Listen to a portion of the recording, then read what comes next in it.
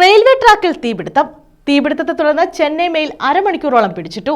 മൈനാഗപ്പള്ളി കല്ലുകടവ് പാലത്തിന് സമീപമാണ് പാളത്തിൽ തീ പടർന്നത്. തീ കത്തുന്ന കണ്ട് ആദ്യം എൻ്റെ അടുത്ത് വന്ന് പറഞ്ഞു. ഞാനാണ് പറഞ്ഞത് എൻ്റെ അടുത്ത് ഫയർഫോഴ്സിനെ വിളിക്കും.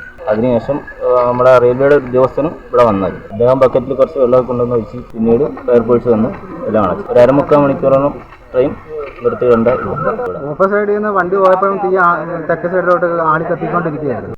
മൈനാഗപ്പള്ളി കല്ലുകടവ് പാലത്തിന് സമീപം വൈകിട്ട് 5 മണിയോടെയാണ് റെയിൽവേ ട്രാക്കിൽ തീപിടുത്തമുണ്ടായത്. റെയിൽവേയുടെ നിർമ്മാണ സാമഗ്രികൾക്കായി കൊണ്ടുവന്ന വസ്തുവിനും ട്രാക്കിനോട് ചേർന്ന് നിന്ന പുല്ലുകൾക്കുമാണ് തീപിടിച്ചത്.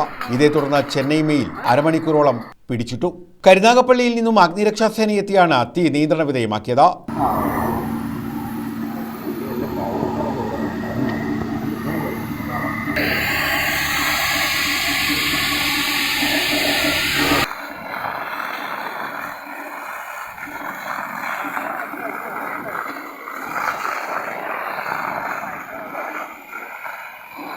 സംഭവത്തെ തുടർന്ന് പോലീസും സ്ഥലത്തെത്തിയിരുന്നു. വിവിധ പ്രദേശങ്ങളിൽ റെയിൽവേയുടെ പാളത്തിന്റെ അറ്റകുറ്റപ്പണികൾ നടക്കുന്നുണ്ട്. അറ്റകുറ്റപ്പണികൾക്കായി കൊണ്ടുവന്ന സാമഗ്രികളിലേക്കാണ് തീ പടർന്നു പിടിച്ചത്. ഇത് ഏറെ നേരം ആശങ്കയ്ക്ക് ഇടയാക്കി. ശക്തമായി തീ പടർന്നു പിടിക്കുന്നതിനിടെ വന്ദേ ഭാരത് എക്സ്പ്രസ് ഉൾപ്പെടെ ട്രാക്കിലൂടെ കടന്നുപോവുകയും ചെയ്തു.